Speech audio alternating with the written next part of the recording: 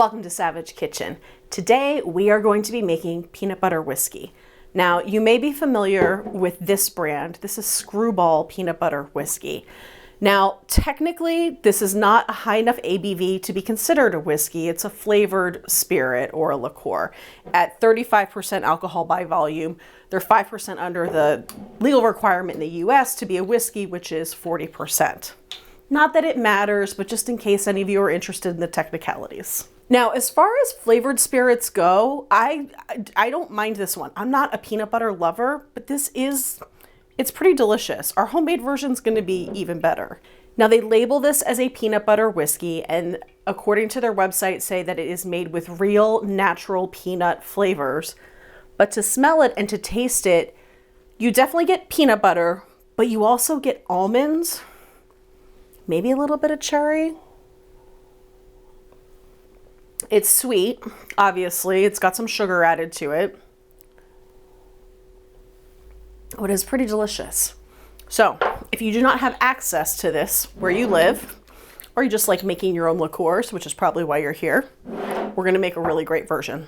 Things you are going to need. Bourbon. Choose something that you enjoy drinking.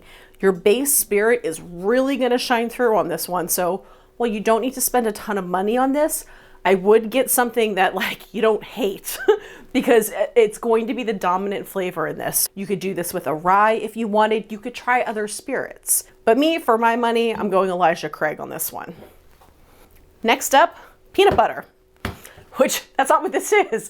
This is actually sunflower butter. I am going to be making this batch for somebody who has a peanut allergy.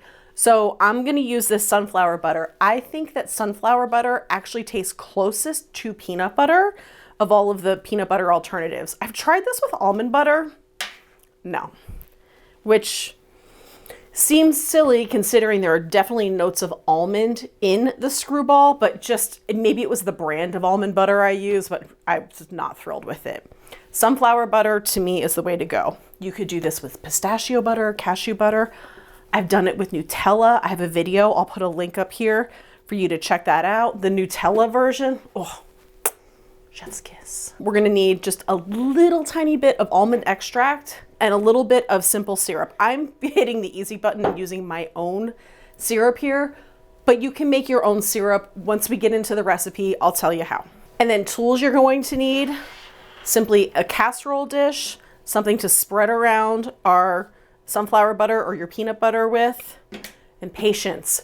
Unlike many of my liqueur videos, this one is not ready instantly. You need at least 1 day, 2 if you got it, to let all the flavors marry each other. So it's not going to take a really long time, like a long infusion, but you need at least 24 hours. Okay, so this is a 2-part process.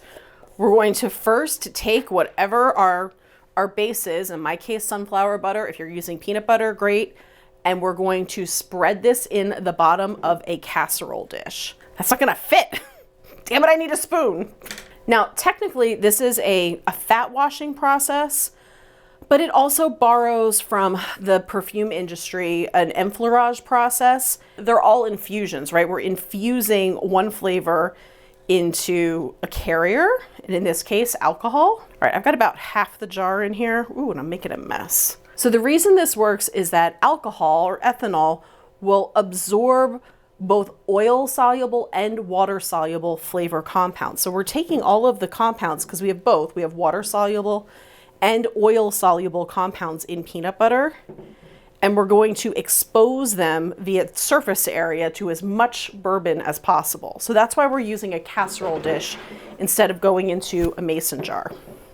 And like, you don't need to be precise about this. You just want to get a nice coating on the bottom. It doesn't need to be too thick. Just about covering that bottom area. We're going to take our bourbon and we're simply going to pour. How complex. It smells really good. Okay, save your bottle because at the end of this process, we're going to go right back into this. Now we cover. And the trick is to leave it alone for at least 1 day. 2 if you got it. I've left it longer. It doesn't really make a huge difference. So if you get busy and you forget about it for a few days, it's fine, truly. But don't rush the process. Some patience is required here. Give it at least a day. So I have a little confession to make. I cannot drink the way I used to, which is probably for the best. Also problematic considering all of this. Enter ZBiotics. ZBiotics pre-alcohol is the first genetically engineered probiotic. PhDs developed this specifically to tackle that rough next morning after drinking. So when we drink, alcohol is converted into a toxic byproduct in the gut called acetaldehyde. It's this toxic byproduct, not dehydration, that leaves us feeling awful the next day. So pre-alcohol produces an enzyme that breaks down that toxic byproduct. So the key is to drink this before a night of imbibing. Drink responsibly, get a good night's sleep, thank me in the morning. So I can tell you that I tried this for the first time myself the other night. We had our holiday party, which included batched Manhattans, wine with dinner, the booziest eggnog I've ever had in my life. It was phenomenal. And I had taken this midday before the party. I woke up the next morning feeling absolutely fine. So if you would like to join me on having a better morning after drinking, you can either go to the QR code on the screen or go to zbiotics.com/savage, SAVIDGE. I'm sorry I spell it weird, guys. Try it out. They have a money back guarantee. You can also do a subscription and you can use my code for the subscription as well. It's going to get you a 15% discount. I feel like with the holidays upon us, it's probably a good idea. Thank you to ZBiotics for sponsoring this video and giving us all an option to feel just a little bit better the next morning. All right, let's get back to causing the problem. 2.5 days later, and this smells incredible. I could have done this after 24 hours, but you know, life. And you can see here, there's some of the oil from the peanut butter, or in this case, sunflower butter, sitting on top. We can eliminate that by freezing. You don't have to, because you know, fat carries flavor. We love that. But you can, really easy process. We'll go through that later. So first step for me to just not be messy is we're going to go from this casserole dish into a vessel I can easily pour out of. And I'm just going to use, I have this fine mesh strainer, and we're going to do our first level of straining with this. I've done this a few times and it can get messy, so these are my secret tricks.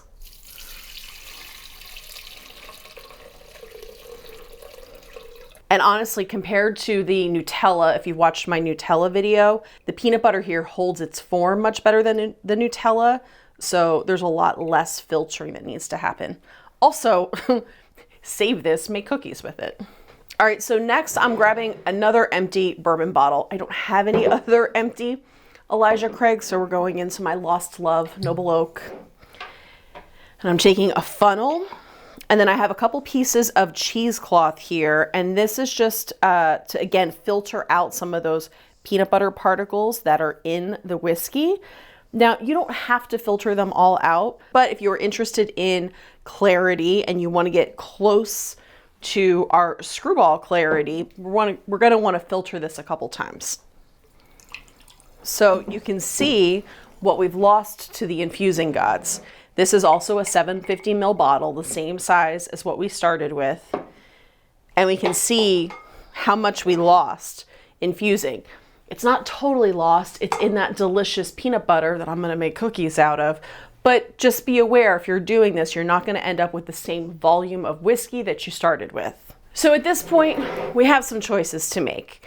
As I said, you could leave this as is, drink, serve. It is delicious. This is much more potent and a much higher ABV than Skrewball is. This tastes more of whiskey. It's not as sweet as Skrewball. This is purely a peanut butter fat wash of whiskey. Highly recommend. It's wonderful. But if we want to get to Skrewball, which is also delicious, we're going to add a little bit to this. We're going to add a little bit of sweetness, and we're going to add a touch more flavor. Also, if you want to get rid of that extra oil that is left over in this whiskey, this is when you do it. You're going to want to take your vessel that you did your first filtering through and put it in the freezer up to an hour or so, and you're going to find that that fat floats to the top and freezes. You could also just keep it in there and shake it up before serving. And me personally, I never mind a little extra fat, so we're just going to skip the freezing and keep it. So for our next step, this is where we're going to add our sweetness and a little bit of extra flavor. Now, I'm using a simple syrup that I already have made, and yes, this is a shameless plug for my own line of syrups. I'm going to be using the vanilla bean. You could also do this with a 1-to-1 simple syrup that you make at home. Cup of sugar, cup of water, stir, stir, stir until the sugar is fully dissolved. Hot water, obviously, and then you have a simple syrup. So for this, the Savage Kitchen simple syrups are actually a rich simple, so I'm going to dilute this with a little bit of water, and then we're going to add just a touch of almond extract to it.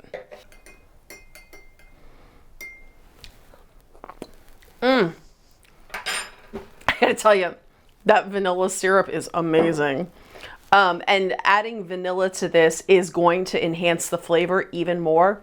I don't know that it is strictly necessary. If you're making your own simple syrup at home, you can add like 1/8 of a teaspoon of vanilla extract to your simple syrup. Like, really don't overdo it here, because vanilla extract has a different flavor than our vanilla bean syrup. This is actually made with whole vanilla beans. And you're not making a vanilla liqueur here. Subtle is key. All right, we're going right into this same bottle before our final filtering step, because that syrup actually has vanilla beans in it, and I want to filter those out in the end. Time for the final filtering. Now, again, if you want to freeze this and get out any of those fat particles, you absolutely can.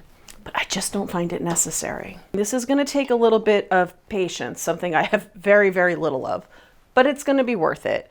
What we're going to do, instead of cheesecloth for the final filter, we're going to be using a coffee filter. And this is really going to catch any of those fine particles, those vanilla beans from the syrup. It's just going to require us to be a little bit zen about it. Do, do, do, do. Do, do, do. You want to hang out, chat? One eternity later. So it's going to take somewhere between 15 and 20 minutes to filter this. And I know in the grand scheme of things, that's just not that long, but just buckle up. It's not going to be instant. Could I freeze this at this point and get rid of any remaining oils? Absolutely. You just want to pop it in the freezer until you see a white layer on top. That's the frozen oil, and then pour it out into another vessel, filter it again, however you want to handle it. For me, I don't mind it, truly. I'm also impatient. I wanted to get this episode done for you guys. I don't mind it because I think it actually just, once you shake the bottle up before serving it, enhances that mouthfeel even more. Okay, let's taste, shall we? So starting with our Skrewball, which honestly, it smells good. To me, I think the dominant aroma is almonds versus peanut butter, but you do smell peanut butter. Yeah, sweet, delicious, very easy drinking. It doesn't jump out at me as whiskey necessarily, and that's probably because it's a lower ABV of 35%. It just doesn't have that whiskey bite, which isn't a bad thing. As a whiskey lover, though, I love the bite. Let's try our peanut butter washed whiskey. Ooh. So this, to me, the dominant scent here is the peanut butter, or in our case, we used sunflower butter, and whiskey. Those are the two things that I smell the most.